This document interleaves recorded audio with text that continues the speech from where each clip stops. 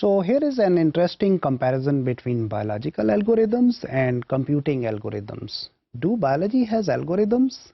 Maybe we can say that, because any steps necessary to perform some action, we can say it's an algorithm. So here, for instance, we see this cell biological algorithm in a shape of this replication problem. So replication is where a DNA sequence replicates on itself. So for example, here we have a parental DNA strand, right? So we want to duplicate that. So what happens here is there are some proteins called as helicase and primase and single-stranded DNA binding proteins. So they bind to the DNA and then they unwind that. So those two helices, they get separated from one another. And here we can see this blue, which is actually a new DNA strand that has been prepared by the help of this enzyme called as DNA polymerase. So polymerase is there, helicase is there is a primase, and we can see there are some single-stranded DNA binding proteins which are performing this replication task. Since this strand is prepared from 5' to 3' end, and since the other strand is in opposite direction, so this replication is actually interrupted.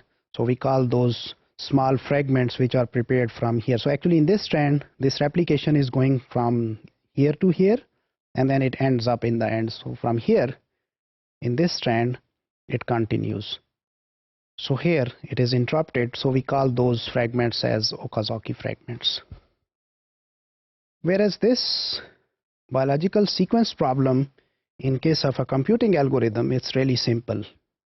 Now let's see how this complicated process in which we have a lot of molecules and proteins, how it can be treated in the computers. So DNA replication problem in computers is simply a string duplication problem. So as we have explained earlier, that DNA is a long string where we have those 4 variables, so it's made up of A, T, G and C's, and a replication is simply the duplication of that string. So what's the problem lies here? Given a string of letters, return a copy. So we have the input, that is a string,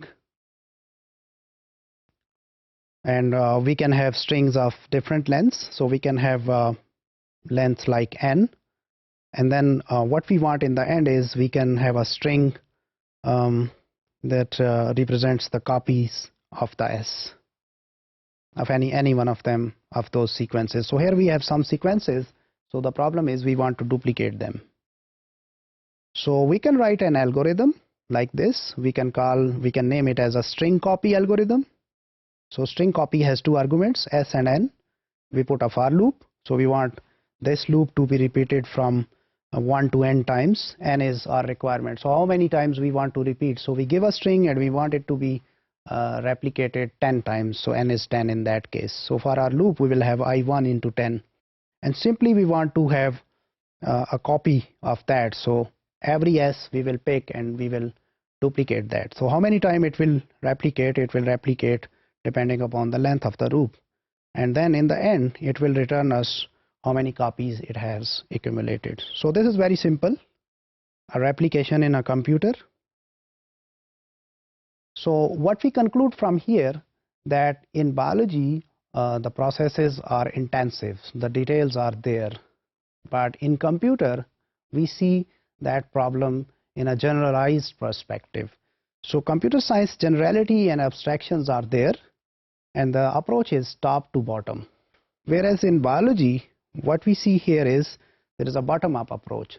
So biologist has to look into the each details, minute details, and how those different molecules they interact with one another. And that's true. Obviously, at molecular level, all those processes are going on. But since we need to duplicate that thing on the computer, so it's as simple as simply duplicating a string up to whatever is required. So there are some also differences between the approach of biologists and the approach of computer scientists, that computer scientists, they just look into the peripheral or generalized picture of the situation, whereas for the biologists, the details are necessary.